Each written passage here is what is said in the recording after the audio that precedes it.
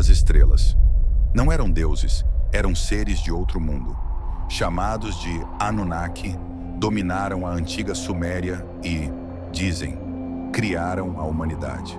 Suas marcas estão por toda parte, nas tábuas de argila, nas pirâmides, nos mitos esquecidos. Mas quem eram realmente esses seres? Deuses? Extraterrestres? Criadores? A verdade está enterrada nas areias do tempo e agora está na sua frente. Curta, comente o que você acha e não esqueça de se inscrever, porque isso é só o começo.